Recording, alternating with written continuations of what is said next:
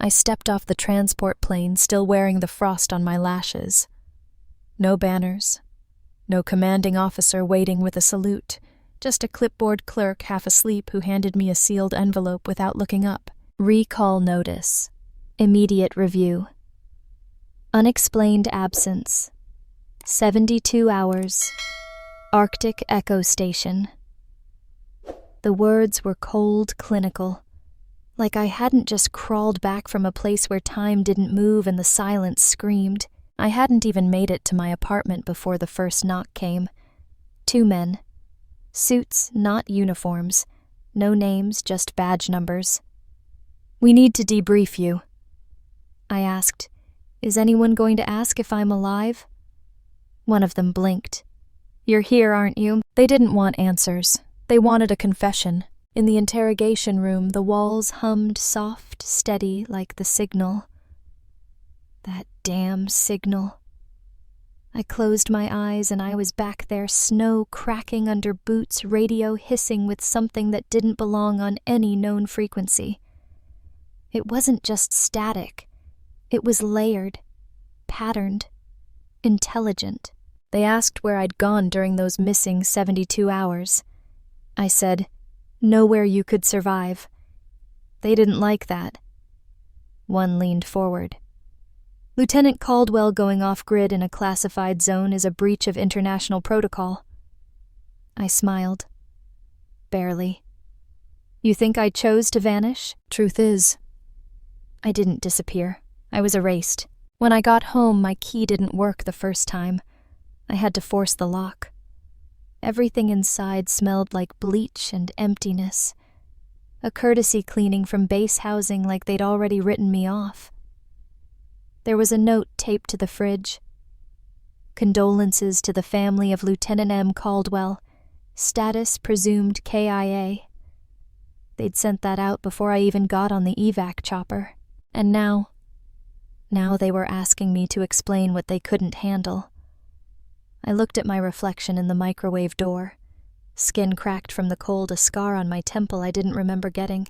What the hell happened in those 72 hours? I knew one thing. Whatever that signal was, it wasn't meant to be heard. But I did. And they know I did. That's why they're scared. And that's why I'm still alive. For now. They say memory is unreliable under extreme cold. They're right. I don't remember how long I wandered after the comms went dead. The storm came fast, tearing across the ridge like a blade through fabric. My sled flipped. Radio silence swallowed the outpost. I should have hunkered down, waited it out. That's what protocol says. But something pulled me. It started as a hum, not from the radio, not from the wind. Lower, deeper, like the earth itself was vibrating, calling. I followed it, half delirious. Blood crusted at the corner of my eye, snow stinging my face. The beacon shouldn't have been there. Coordinates unlisted, structure unmarked, half buried under 30 years of ice drift. It wasn't a station, it was a vault. Steel corroded but intact. No emblem, no nation's flag, just a hatch with a number Echo 0. Inside it was warm. Too warm. Power still active barely. Lights flickered like a heartbeat. I should have turned back. I knew that. But the hum was louder here, filling the walls, syncing with my pulse. I found the terminal under a shattered control panel. The screen blinked, subject log 1987. Accessing. Lines of code scrolled like static. No login required. Someone left the door open or forgot to lock it before vanishing. The files weren't reports. They were recordings. People, American, Canadian, military, and civilian, mumbling through interviews, EEG scans, behavior response charts. Phrases repeated. Stimulus initiated. Subject compliant. Response within desired thresholds. And then, signal embedded. Cognitive drift successful. I didn't understand it all. Not then. But the pattern was clear. They weren't measuring pain. They were tracking obedience. The last file was different. No graphs, no charts, just a man's voice, shaking. "If you find this, it means the others didn't. We buried it for a reason. It works, and it doesn't stop when you leave." There was a sound in the background. Not a hum. Not exactly. More like a chorus, cold, mechanical alive. The camera panned across a wall covered in notes lines drawn between names and locations. Some crossed out, some circled in red. At the center, Project Wintervox. Underneath one word, echoes. That was when I heard it again. Not the hum. Footsteps. I wasn't alone. I grabbed what I could, an external drive still warm to the touch. A weathered journal, pages torn but legible. Words written by someone desperate, someone watching his own mind slip. Then the lights cut out. The warmth died instantly, and the hum turned to a pulse. I ran, slipped, cut my hand on the hatch, didn't stop running until my lungs burned and the white swallowed everything behind me. That was hour 47. By hour 60, I was found half-conscious near a ridge base, frostbitten, raving, holding a drive no one dared plug in. They called it exposure, delirium, trauma-induced hallucination. But I know what I heard, what I saw, what I felt crawling under my skin every time that hum returned, like something was sinking with me. I wasn't lost out there. I was found by something we weren't meant to survive. And someone somewhere built it to work exactly that way. It started with the coffee shop. Just a table, a chair by the window, and a cup that never quite stayed warm. I used to go there on leave. They still remembered my name. But the second I walked in this time, the barista froze like she wasn't expecting me to exist. She dropped the cup, and the guy behind her, the one not wearing a name tag, was already on his phone, whispering into his sleeve. 2 hours later, my base login expired. 3 hours, my medical files were locked. 4, my personnel record disappeared. No call, no explanation, just silence. I drove to the VA office the next morning, but the doors were locked. Not closed, locked. Someone had triggered a facility lockdown. A woman in uniform, an officer I didn't recognize, stepped out from the alley beside the building and whispered like we were in some Cold War film. "You should stop asking questions, Lieutenant." Then she was gone. I checked my phone. My contacts list was scrambled. Numbers duplicated, names changed. I tried calling Keller, Sergeant Keller. He was with me at Echo Station. The number rang once, then voicemail. I tried again, straight to dead air. 12 hours later, his apartment was found empty. No note, no sign of forced entry. Just a half-eaten meal still warm. The radio was on, playing static. I remember sitting in my car that night, gripping the wheel so tight the leather cracked under my fingers. The hum was back somewhere in the background of my mind, like it had never really stopped. I couldn't go to command, couldn't trust military channels. Every time I tried to log into any secure system, my access timed out. My identity was slipping digitally, legally, maybe even physically. I wasn't just being silenced. I was being unwritten.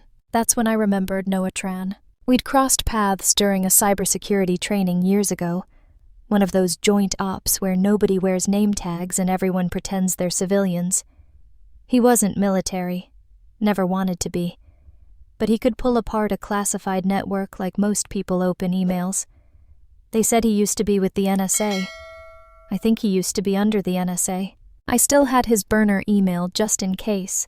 I typed the message slow, careful.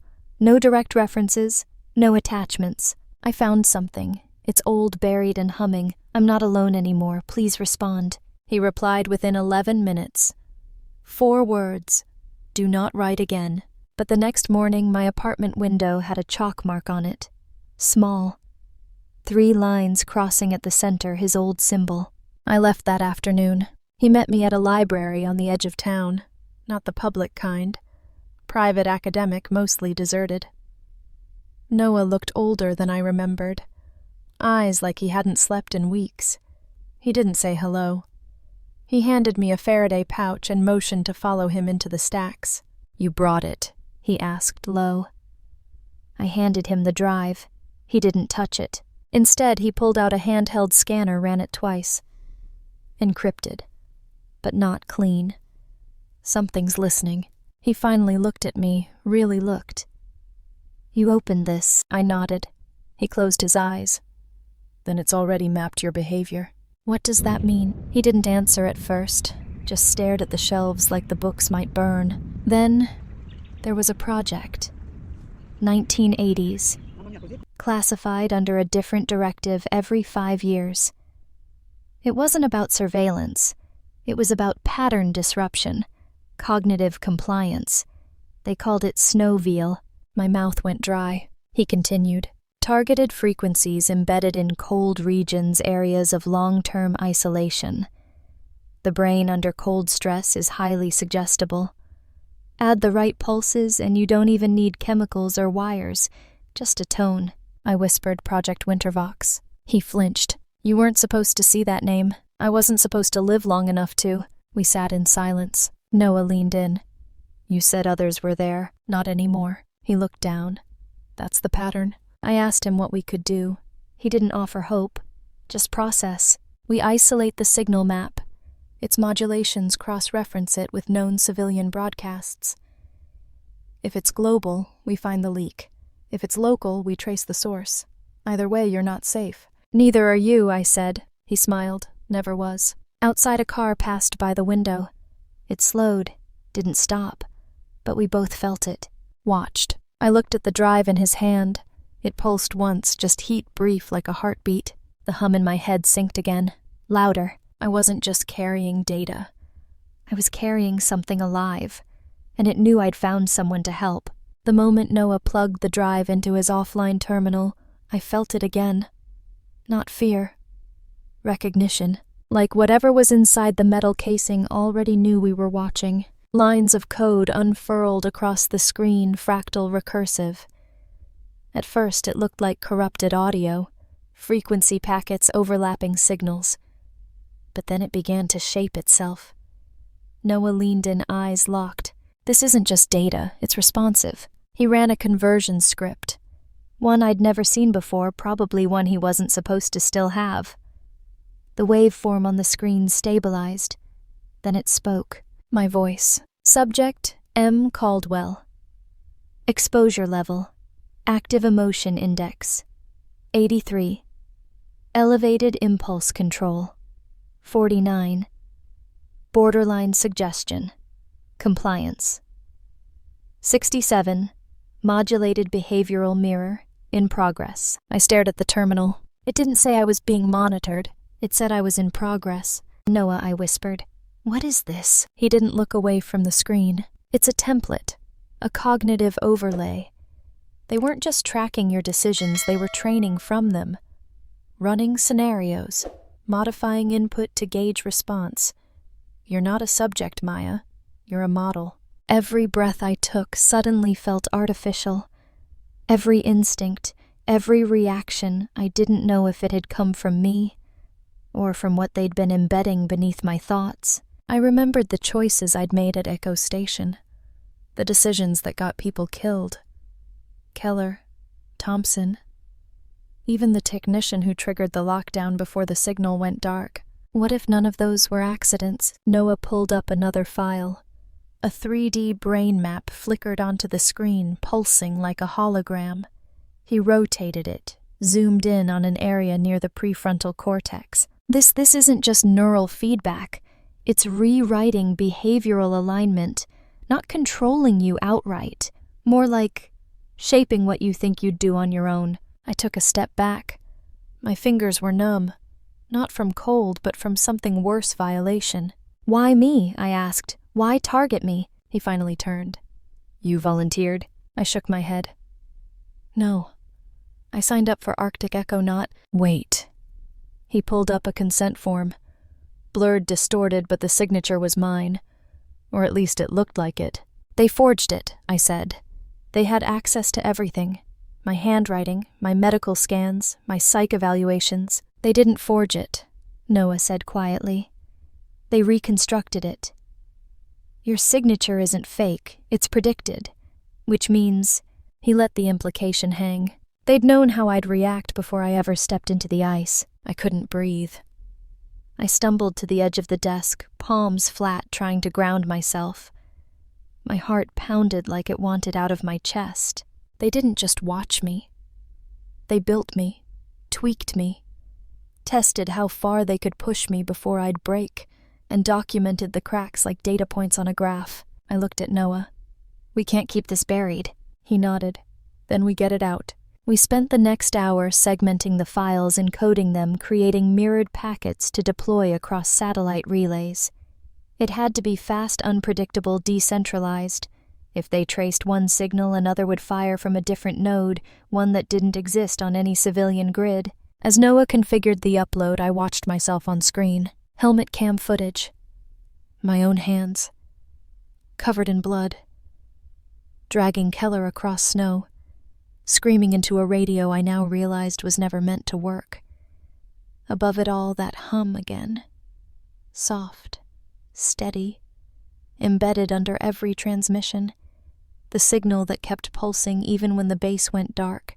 "They turned me into a frequency," I muttered. Noah glanced at me, jaw clenched. "Then let's turn it back on them." That's when the power flickered. The screen blinked. The lights above us surged once, then dimmed. We both froze, and in that sudden silence buried deep inside the speaker, the hum returned. Louder, clearer, like it knew we were fighting back. The plan wasn't perfect. It just had to be faster than them. Noah had an old system he used to call the Ghost Spine, a satellite relay map built off decommissioned orbital paths and dark web uplinks. It was designed for one-purpose transmission without footprint. If we could thread our files through it, encrypted, scrambled, layered in noise, we could broadcast everything we had. Not just to whistleblower networks, but to civilian channels. Radio towers, pirate forums, ham operators who still believed in Morse code. Truth is louder when it multiplies. We only had one shot. I remember him hunched over the rig, hands moving fast, eyes flicking between 6 monitors.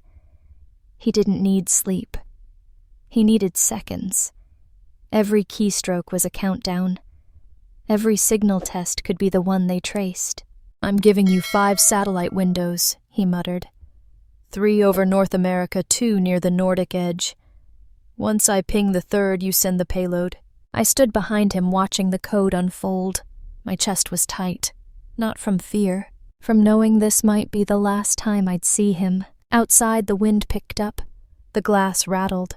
A shadow passed by the front gate's sensor but didn't trigger the alert. Noah stopped typing. "You hear that?" Silence. Then a click softer than breath downstairs. He stood slowly, pulled the backup drive from the port, slipped it into the lining of my jacket, looked me dead in the eye. "If they've found us, you run. Don't argue. I'm not leaving you." Maya. A window shattered. Gunfire cracked like bones snapping in the air. We dropped. I crawled to the back hallway as he flipped the main breaker, killing lights, drowning the house in darkness. The hum of the servers still whispered through the floorboards like a dying heartbeat. Then I heard them. Boots! Moving in formation, precision-trained, no shouting, just methodical clearing. Noah pressed something into my hand. A flash drive smaller than a cigarette. "This one's mapped to fire remotely. All 5 windows. Go analog if you have to. Broadcast from anywhere with a dish. Just finish it." His eyes said everything else. I kissed his forehead, and then I ran, out the back door, through frozen mud and broken fence posts. I didn't stop. Not when the spotlight caught my heel. Not when I heard the scream Noah's and the second burst of gunfire that didn't end in silence. It ended in static. I drove until the engine overheated. I found an abandoned weather station in the Yukon. Outskirts still had a functioning dish half covered in frost. I hot-wired the transmitter with shaking hands, hooked the flash drive to the interface. 15 seconds to satellite sync. The hum in my skull had become a roar now, like it knew I was pulling the trigger. The files compiled. The signal jumped. 1 window, 2, 3, and then broadcast active. The screen flashed white. Everything Noah and I uncovered. Every chart, every file, every whisper of Wintervox. Every scan of my mind and body pulsed out into the sky. It couldn't be stopped now. Even if I died, even if they burned me off the map like they tried before someone would see it, someone would ask. I stayed until the last packet cleared. Then I whispered into the transmitter mic, "This is Lieutenant Maya Caldwell. If you're hearing this, I remember." And I vanished. The first ripple didn't start on the news. It started on the CB frequencies. Old-timers, truckers, amateur radio ops, they picked it up first. A voice embedded between static repeating every 7 minutes. "This is Lieutenant Maya Caldwell. If you're hearing this, I remember." Then came the files. Leaked in waves. Unmarked zip drives left in bus terminals, screenshots on forums that hadn't seen traffic in a decade. EEGs. Audio logs. Footage from helmet cams never declassified. A blinking map of Echo Station with one word stamped across the top stable, "a lie" in all caps. Some believed it immediately. Others dismissed it as fabricated nonsense, but they couldn't stop the network from forming. They called themselves the Rememberers. Coders, veterans, whistleblowers, conspiracy addicts, too broken to be dismissed and too loud to be ignored. The signal had fractured the silence, and with it came consequence. The Department of Defense issued a single-line press statement: "No such facility exists, and no such technology is in operation." That same day, my name was placed on the federal detainment watch list. My accounts frozen. Passport invalidated.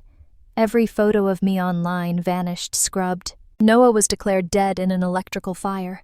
No funeral, no investigation, just ash. I watched it unfold from motel televisions, half-lit and always too loud.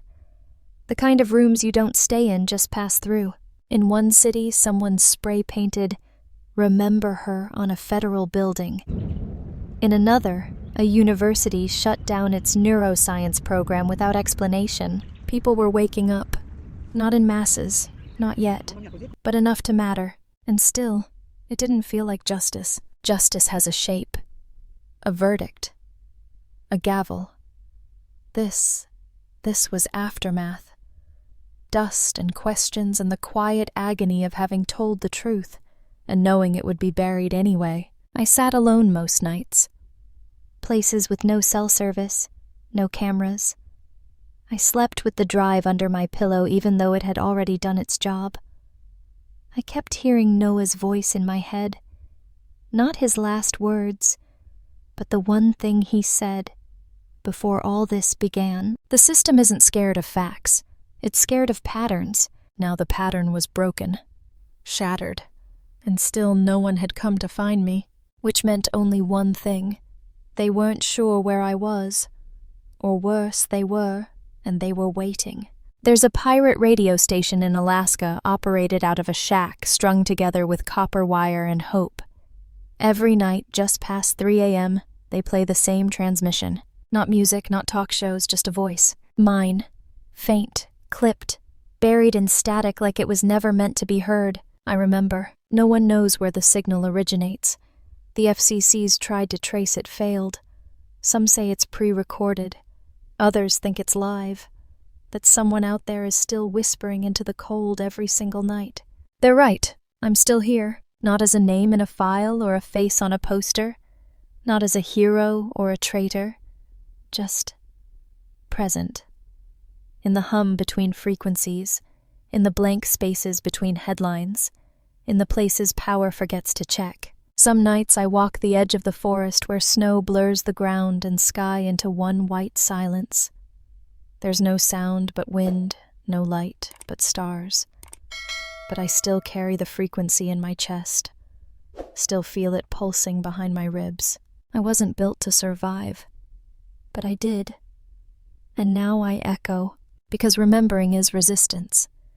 And silence was never an option. Not for me, not anymore.